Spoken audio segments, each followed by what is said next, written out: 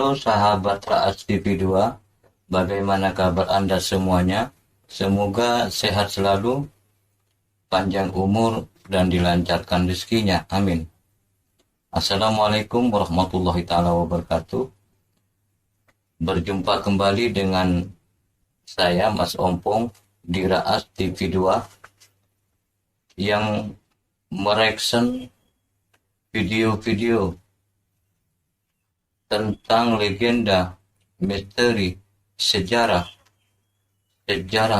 agama maupun bangsa dari dalam negeri maupun luar negeri. Dan kali ini saya akan mereaction satu video dari channel Berbagi Tahu, subscribe guys, yang berjudul Sejarah dan Legenda Pulau Bali dan Jawa yang dulu bersatu. Nah, bagaimana sejarahnya dan bagaimana kejadiannya? Mari kita nonton bersama-sama.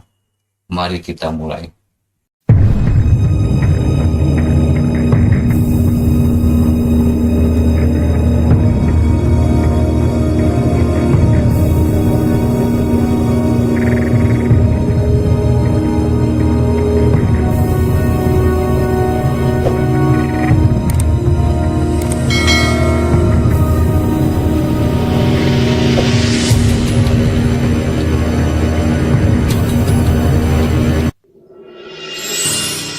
Pulau Bali dan Jawa yang kini dipisahkan oleh Selat Bali atau Segara Rupek, yang konon dulunya Pulau Bali dan Jawa menjadi satu kepulauan. Apakah itu mungkin? Mungkin kalian akan berpikir itu adalah sesuatu yang mustahil. Kita akan membahasnya mulai dari cerita yang diturunkan dari kakek nenek leluhur. Mulai dari kisah Resi Markandeya yang membawa rombongan sebanyak 4.000 pengikut untuk membangun Pura Besaki. Dalam kisah itu diceritakan bahwa mereka menuju Bali tanpa menyeberangi sebuah selat Bali menggunakan perahu, karena pada saat itu Pulau Bali dan Jawa masih menjadi satu. Kemudian terdapat sebuah kisah dalam sejarah Nusantara ini, bagaimana Pulau Bali dan Jawa akhirnya terbelah dipisahkan oleh Selat Bali. Menurut uraian sebuah kitab bernama Usana Bali, bahwa putusnya Pulau Jawa dengan Pulau Bali adalah disebabkan kesaktian seorang pendeta bernama Empu Sidimantra. Pendeta itu bertempat tinggal di Jawa Timur, bersahabat karib dengan seekor ular besar yang bernama Naga Basuki. Naga Basuki berliang di desa Besaki yang terletak di kaki Gunung Agung, yang merupakan sebuah gua besar yang dianggap suci. Karena persahabatan itu, Empu Sidimantra setiap bulan purnama selalu datang ke Besaki bertemu Naga Basuki dengan membawa madu, susu, dan mentega untuk sahabatnya tersebut. Empu Sidimantra mempunyai anak bernama Ida Manik Angkeran. Anaknya tersebut sangatlah suka berjudi, meski sudah dilarang oleh ayahnya. Ida Manik Angkeran akhirnya pun sering mengalami kekalahan saat berjudi. Pada saat bulan purnama kembali tiba, Empu Sidimantra mengalami jatuh sakit, sehingga secara diam-diam Ida Manik Angkeran tanpa izin orang tuanya pergi ke Bali menemui Naga Basuki. Sampai di sana ia lalu duduk bersila sambil membunyikan bajra yang dibawanya itu, sehingga Naga Basuki keluar dari liangnya. Atas pertanyaan ular besar itu, Ida Manik Angkeran lalu menerangkan bahwa ayahnya masih sakit. Oleh karena itu ia menjadi wakilnya membawa madu, susu, dan mentega yang biasa dihidangkan oleh ayahnya setiap bulan. Naga Basuki dengan senang hati menerima pemberian dari Ida Manik Angkeran. Kemudian Naga Basuki bertanya kepada Ida Manik Angkeran, apakah yang diinginkan untuk bekal dalam perjalanan pulang. Ida Manik Angkeran tidak meminta apapun, hanya meminta silakan Naga Basuki kembali masuk ke dalam gua terlebih dahulu. Ketika itulah Ida Manik Angkeran melihat sebuah permata yang indah berada di ekor naga Basuki. Dia pun berpikir permata itu akan cukup digunakan untuk bisa berjudi seumur hidupnya. Akhirnya Ida Manik Angkeran nekat memotong ekor dari naga Basuki dan mengambil permatanya kemudian lari. Akan tetapi akhirnya Ida Manik Angkeran mati karena hangus terbakar di hutan Camara Geseng, karena jejak kakinya dapat dijilat oleh kemarahan naga Basuki.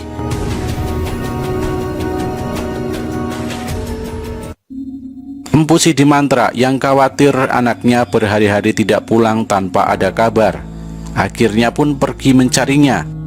Naga Basuki pun bercerita kepada Empu Sidimantra tentang apa yang sudah terjadi pada anaknya tersebut.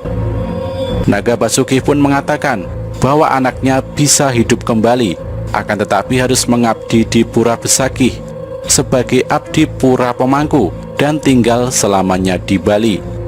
Empu Sidimantra pun menyetujuinya dan anaknya kembali hidup. Empu Sidimantra kembali ke Jawa untuk mencegah sewaktu-waktu Ida Manik Angkeran kabur kembali ke Jawa. Lalu digoreskanlah tongkatnya, sehingga daratan Pulau Bali dengan Pulau Jawa menjadi putus karenanya. Demikianlah ceritanya asal mulanya ada Selat Bali yang disebut Segara Rupek. Kisah tadi merupakan sebuah penjelasan terpisahnya Pulau Bali dan Jawa, meski termasuk sebuah kisah takhayul ataupun dongeng. Akan tetapi kenyataannya adalah keturunan Ida Manik Angkeran itu disebut Ngurah Sidemen. Ternyata sampai kini berkewajiban menjadi pemangku di Pura Besakih. Penulis bangsa Eropa bernama Raffles, Heckman, dan Ervan Eck sama-sama membenarkan bahwa Pulau Bali dan Jawa bekasnya menjadi satu daratan oleh bencana alam yang disebabkan meletusnya sebuah gunung berapi. Maka terjadilah gempa bumi besar, sehingga daratan kedua pulau itu menjadi putus. Mereka menerangkan bahwa peristiwa itu terjadi di awal abad ke-13. Akan tetapi sayang, keterangan mereka itu kurang jelas. Gunung mana yang diperkirakan meletus oleh mereka itu? Hasil penyelidikan menyatakan bahwa sepanjang pantai Selat Bali itu sekarang banyak terdapat mata air panas berbau belerang. Kemungkinanlah di sana dahulu terdapat sebuah gunung berapi yang sudah meletus. Di antara mata air panas itu disebutnya Banyuwedang, yang artinya air panas. Sementara itu terdapat sebuah kitab bernama Nagara Kretagama karangan Prapanca yang menerangkan bahwa putusnya Pulau Jawa dengan Pulau Madura terjadi dalam tahun Uwaka 124. Bilangan tahun Uwaka itu mempergunakan perhitungan Candra Sangkala, yaitu dengan perkataan yang berbunyi Samudra Nanggung Bumi. Keterangan kitab itu sesuai dengan pernyataan sebuah kitab bernama Wawatekan yang menerangkan bahwa Segara Rupek itu ialah segara nanggung bumi. Baik samudra maupun sagara sama artinya dengan lautan atau selat. Kedua perkataan itu sama dengan angka 4 menurut perhitungan tahun Candra Sengkala.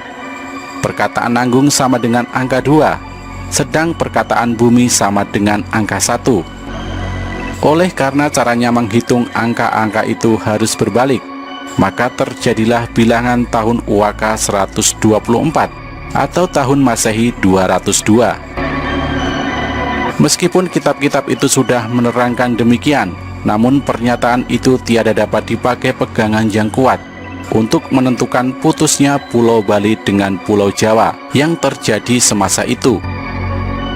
Mustahil Prapanca tiada menyebutkan dalam kitab karangannya itu bahwa putusnya Pulau Bali dengan Pulau Jawa bersamaan waktunya, apabila memang benar demikian halnya. Dalam pada itu seorang penulis bernama C.W. Leadbeater menerangkan di dalam sebuah kitab karangannya bernama The Occult History of Java bahwa putusnya Pulau Jawa dengan Pulau Sumatera terjadi dalam tahun Masehi 915 yang menyebabkan putus kedua pulau tersebut. Dapatlah keterangan penulis itu dipakai sandaran untuk menyatakan bahwa putusnya Pulau Bali dengan Pulau Jawa terjadi pada waktu itu. Memang jikalau ditilik dari letak ketiga pulau itu, yakni Sumatera, Jawa, dan Bali, seakan-akan berangkai hanya dipisahkan oleh selat-selat yang sempit. Tidaklah mustahil kejadian di Selat Sunda dapat dipengaruhi keadaan di Selat Bali. Sementara kitab-kitab itu tiada memberi ketegasan waktu mana kiranya putusnya Pulau Jawa dengan Pulau Bali terjadi, maka pendapat umum lebih condong mempercayai teori ilmu bumi. Pada zaman dahulu sebagian besar kepulauan Indonesia belum ada, masih bersatu dengan benua Asia. Maka pada suatu ketika, yaitu pada zaman es, konon katanya gunung-gunung es yang terdapat di kutub utara dan di kutub selatan menjadi cair, sehingga permukaan laut naik dan merendam daerah-daerah yang rendah. Oleh karena itu terjadilah lautan Tiongkok Selatan, Laut Jawa, dan Selat Malaka. Kemungkinan ketika itulah terjadinya Selat Bali, lantaran dataran di sana rendah, turut terendam air laut yang sedang pasang. Jika memang demikian halnya, sudah tentu putusnya Pulau Bali dengan Pulau Jawa terjadi beberapa ratus abad sebelum tahun Masehi. Demikianlah keterangan-keterangan yang diperoleh mengenai hal ihwal putusnya Pulau Bali dengan Pulau Jawa. Namun para ahli belum ada yang berani menerangkan kapan sebenarnya peristiwa itu terjadi. Baiklah, hal itu dipakai sebagai gambaran saja untuk meraba-raba bahwa kedua pulau itu pada suatu masa kiranya memang benar mula-mula menjadi satu daratan. Raffles menerangkan bahwa putusnya Pulau Bali dengan Pulau Jawa terjadi di dalam tahun 1204. Hegeman menerangkan terjadi dalam tahun 1293. Sedang R. van Eyck menerangkan terjadi dalam tahun 1298. Keterangan mereka itu menurut perhitungan tahun Masehi.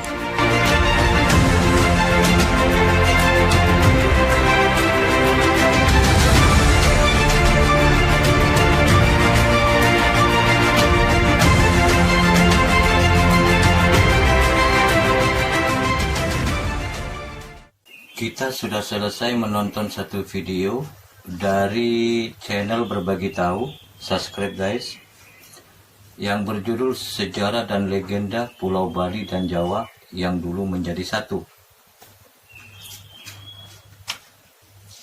Dengan adanya video ini, saya sangat berterima kasih kepada channel Berbagi Tahu. Dengan adanya video ini yang sangat bermanfaat sekali dan menambah wawasan dan juga pengetahuan bagi saya, dan semoga video ini juga bermanfaat untuk Anda semuanya dan menambah wawasan untuk Anda semuanya. Kiranya cukup sekian reaction dari saya. Dan jangan lupa like and share and subscribe Raas TV 2 yang mereaction tentang legenda, misteri mistis, sejarah apapun, sejarah bangsa maupun agama dari dalam negeri maupun luar negeri. Kiranya cukup sekian perjumpaan kita. Wassalamualaikum warahmatullahi wabarakatuh.